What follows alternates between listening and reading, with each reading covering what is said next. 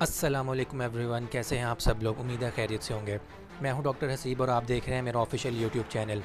अच्छा जी, पाकिस्तानी सियासत के लिए आज एक सया दिन है और पाकिस्तान की आवाम के लिए एक अफसोसनाक दिन है आज।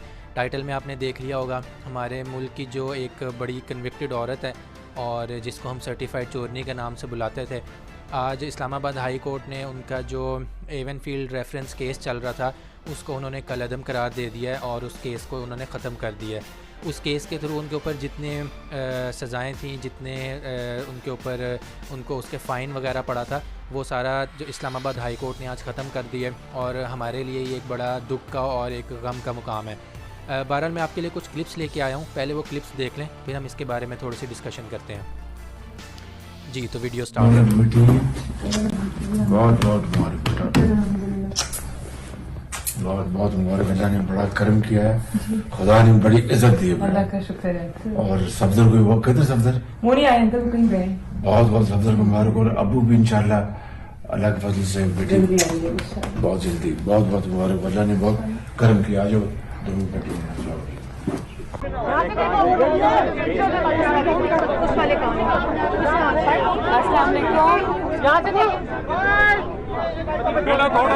अब जी अस्सलाम वालेकुम। अब जी आप, अल्लाह ताला का बड़ा शुक्र है, अल्लाह ताला ने आपको आज सुरखरू किया है और अल्लाह ताला ने आपके मुखालिफिन को आज अल्लाह ताला ने नाकाम किया है, नामुराद किया है।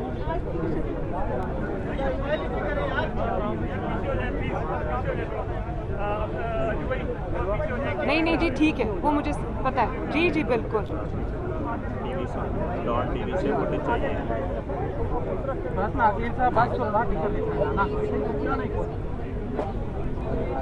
खैर मुबारक, आपको मुबारक हो, ये अल्लाह ताला ने आपको सुरखरू किए और इंशाल्लाह अभी हम वो दिन जल्दी देखेंगे। अल्लाह ताला आपको इज्जत से अपने मुल्क वापस लेके आएगा ये बंद हो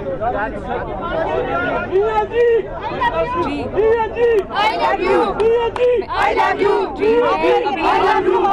मीडिया टॉक करने लगी और जी उसको भी प्लीज मेरा थैंक यू कन्वे कर दें। Thank you very much. Thank you very much. Thank you very much. Okay जी। मरियम नवाज की आजादी पर सियासी हरीफ भी मैदान में आ गए। पीटीआई रहनुमाओं ने लीगी रहनुमा के बरी होने पर ट्विटर पर अपना रद्द अमल दे दिया। शहबाज गिल ने तंजिया अंदाज में लिखा, मुबारक पाकिस्तान, बाजी मरियम भी बरी हो गई, चोरी हलाल हो गई, डार साहब भी जल्दी बरी हो जाएंगे, लगता है नवाज शरीफ साहब भी जल्द ही बरी हो जाएंगे। असद उमर ने कहा, रोज महंगाई बढ़ रही है और रोज इंपोर्टेड हुकूमत के लीडरों के मुकदमे खारिज हो रहे हैं। ये हैं वो असल मकासद जिनके लिए साजिश करके इमरान खान को हटाया गया। फवाद चौधरी ने तो अदालती निजाम पर ही सवाल उठा दिया। बोले, मुल्की इदारे अवाम का एतमाद खो चुके, वो किसी के हक में फैसला दें या खिलाफ, अवामी राय आमा में इस फैसले की कोई हैसियत ही नहीं रह गई। बाबर अवान भी फैसले पर नाला नजर आए। लिखा, मुल्क भर के छोटे चोरों, स्ट्रीट क्रिमिनल्स और 28 गिरों के लिए इनामी स्कीम। महकमे जेल खाना जात शरीफ खानदान की तालीमात मुजरिमों को पढ़ाए ताकि एनआरओ और जहाज उन्हें दरवाजे पर मिले। चोर है, चोर है, चोर है, शरीफ चोर है, चोर है, चोर।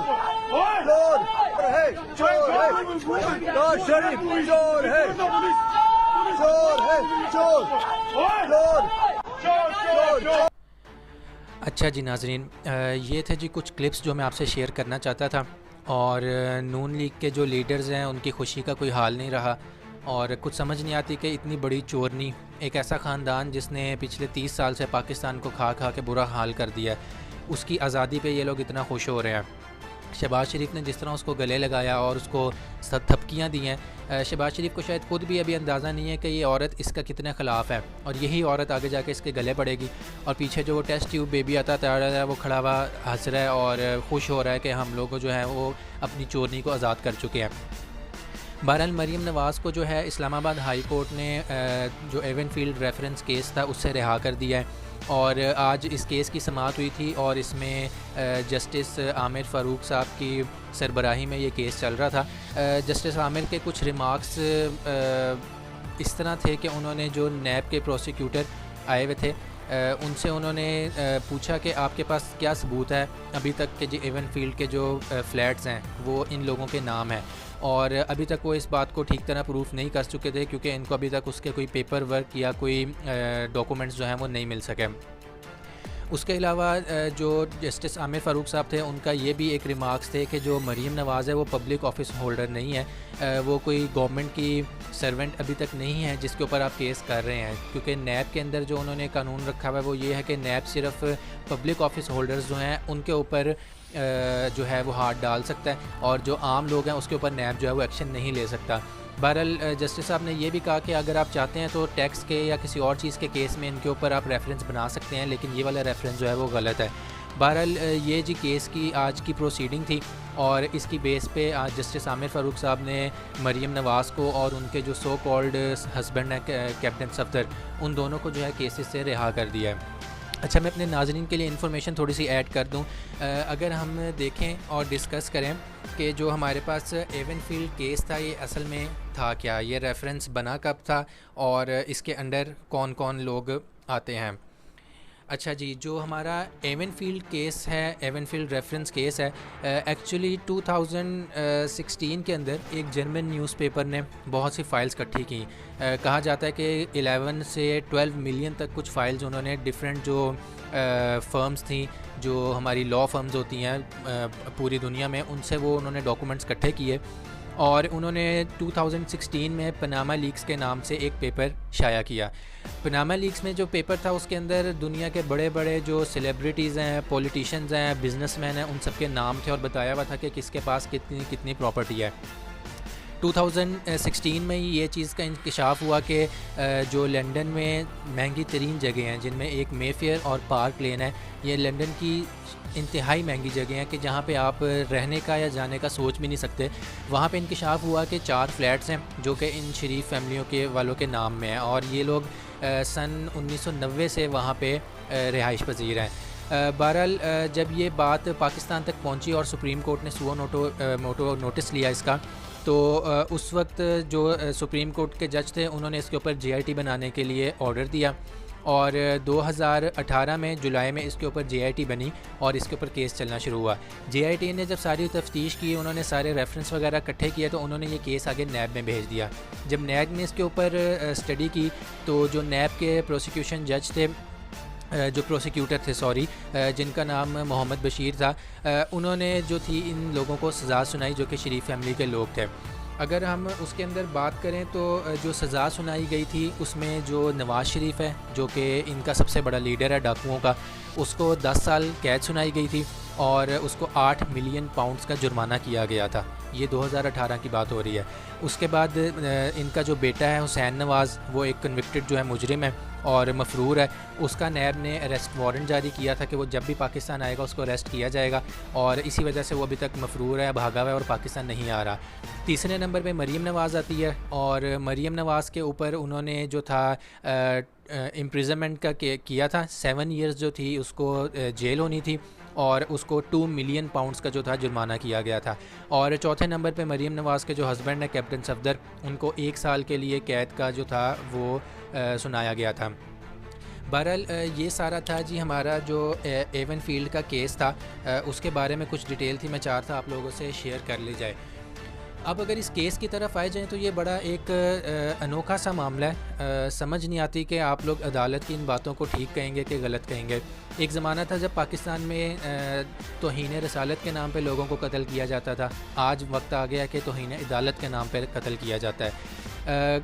एक टाइम आता है कि कोई जज किसी किस्म का फ़ैसला देता है, किसी और की पार्टी की सियासत आती है तो उनका जज किसी और किस्म का फ़ैसला देता है। अगर देखा जाए तो आज जो नैब के प्रोसिक्यूटर थे मोहम्मद बशीर साहब, ये वही नैब के प्रोसिक्यूटर हैं जिन्होंने इसहाक डार का केस लड़ा था, और ये वही बंदा है, वही जज हैं जिनके बारे में शहबाज शरीफ ने ऑडियो लीक में कहा था कि हम इसके ऊपर कोई रेफरेंस बनाते हैं या इसके बारे में कुछ स्कैंडल बनाते हैं ताकि हम लोग इससे निजात हासिल कर सकें, लेकिन मरीम नवाज़ ने कहा था कि नहीं, हमें इनको मनाना पड़ेगा।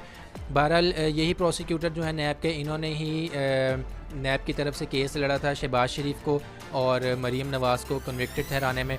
बहरहाल आज वो केस जो है वो कलअदम करार दे दिया गया है। मरीम नवाज़ जो है वो एक आज़ाद चोरनी की तरह दोबारा से सड़कों पे आ गई है, और ये पाकिस्तान की अदलिया पे, पाकिस्तान के कानून के निज़ाम पे एक बहुत बड़ा सवालिया निशान है। उन लोगों के ऊपर ये बड़ा सवालिया निशान है जो इस पार्टी को पाकिस्तान में महंगाई मुकाओ मार्च के बाद लेके आए थे, और जिन्होंने अपनी प्रेस कॉन्फ्रेंस में ये भी बताया था कि जी डॉलर का रेट बड़ा ऊपर जा रहा है। बहरहाल हमारे मुल्क में इस तरह की बातें करने पे और इन लोगों के नाम लेने पे बड़ा सख्त एक्शन लिया जाता है, तो इसलिए अभी हमारी तो इतनी हिम्मत नहीं है कि हम इनके बारे में कोई बात करें। बहरहाल आप लोग कमेंट्स में ज़रूर बताएं कि आपका इस केस के बारे में और आज के प्रोसिक्यूशन के बारे में क्या ख़यालात हैं, मरीम नवाज़ के रिहा होने के बारे में आपके क्या ख़यालात हैं। मुझे उम्मीद है कि आप लोगों को वीडियो पसंद आई होगी। मेरा चैनल देखते रहिए, मेरे चैनल को सब्सक्राइब करें, वीडियोस को आगे शेयर करें और लाइक करें। आपकी सपोर्ट से ही जो मेरा चैनल है वो ग्रो करेगा। मैं इंशाल्लाह आपके लिए इस तरह की और वीडियोस लाता रहूँगा। अपना ख्याल रखिएगा, अपने इस चैनल का ख्याल रखिएगा। तब तक के लिए मुझे इजाज़त दीजिए। अल्लाह हाफ़िज़।